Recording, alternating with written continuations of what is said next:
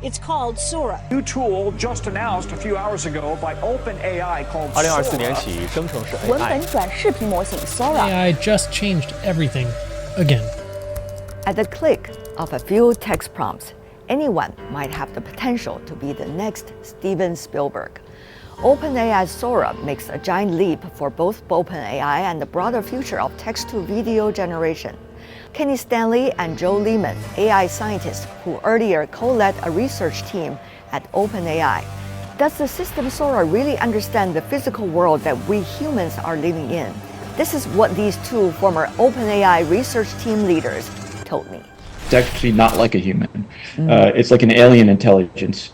Humans don't have a perfect physical understanding of the world either. Things like Newtonian physics or quantum physics are not obviously intuitively apparent to most people just by observing the world for 30 years. That's not obvious. So we don't really understand how the world works ourselves. So it doesn't necessarily mean that it doesn't have a good understanding just because it doesn't know physics. Yeah, like Ken, I would characterize it as an alien intelligence, and that would kind of explain why they fail in ways that are much different than we do.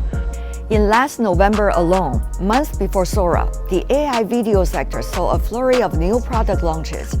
On November the 3rd, the Runway's Gen 2 update enabled support for ultra-realistic 4K high-definition content. Meta introduced the text-generated video model Emu Video on November the 16th. Stability AI launched the Stable Video Diffusion on November the 21st, followed by the debut of Pika 1.0 from the US-based AI startup Pika Labs on November the 29th. My team and I ran an experiment to test the AI-generating models Sora, Runway, and Pika. We tested the prompt given on Sora's official website, granny blowing birthday candles. We provided the same prompts to the 3 different models. We found this. Sora has outperformed its competitors in terms of both video duration and quality. While other models can only generate 3 to 4 seconds of video, Sora generates up to 1 minute of video, and the images are much clearer, much more stable, and much more consistent with the description. So, what is the real nature and progression of AI now? Along with this good thing that it'll force us to adapt faster than we've had to ever before. Each technological revolution has gotten faster, and this will be the fastest by far. And that's the part that I find potentially a little scary, is just the speed with which society is going to have to adapt and that the labor market will change. But it does make mistakes that indicate some very exotic misunderstandings that we wouldn't have. Like when a pack of dogs turns into more dogs, or a dog doubles into 2 dogs or something. Yeah. We know those things never would happen in our imagination. But it makes these kind of slip-ups. So it's just a different kind of set of misunderstandings. The integration of the visual model with language models at a greater level of integration perhaps could allow some of the common sense, to the extent it exists in the language model, to cross over to the visual side, so that it could reason a little bit, like the idea that cats don't suddenly double. That's something that we understand cognitively. It's not just a visual fact. These systems are trained in a much different way, not through interacting with the world, but from learning to predict one frame from another frame of video. And that's just a very different way of kind of crafting a brain. It's learning everything from scratch in a sense. It doesn't have the same biases that we have. So like object permanence, that things don't disappear from reality when they're obscured by something, is something we learn at an early age. It's probably primed within us because that's such an important concept to our survival. The development of AI video has created a huge demand for AI computing power. Although Sam Altman recently dismissed that he was seeking to raise about $7 trillion to build a network of semiconductor factories, this figure equates to roughly 10% of global GDP, 2.5 Microsofts, 3.75 Googles, and 11.5 Teslas in market capitalization.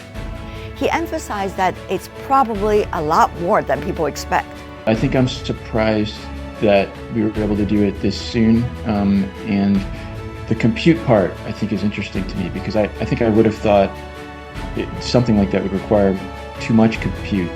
But apparently I'm wrong, and there is enough compute to do that, which surprises me, because the amount of data in actual video that would be necessary to attain that level of mastery is substantial. So apparently somebody has a collection like that and the means to process it. And so I wasn't aware of that, but now I am. So I pushed my expectations forward a bit. The idea that I would need to collect another billion videos for it to start to understand something like that seems to me too much. It shouldn't take that level. There needs to be a better way, and that's like a deeper issue with just the way that these models work and the way that they're trained.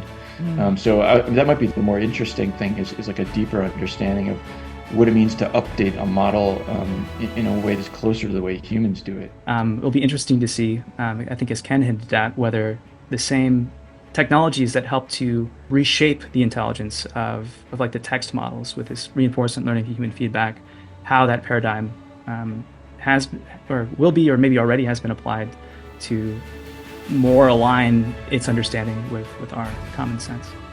In their co-author book, Why Greatness Cannot Be Planned, both Ken and Joe argue that to fulfill ambitious goals, we should open ourselves up to an unexpected, more fascinating and progressive, undirected exploration of new possibilities. And in OpenAI's introduction of Sora, we can see countless paper airplanes flying freely in the sky on the front page of the website. And that may be our hope for AI's future development.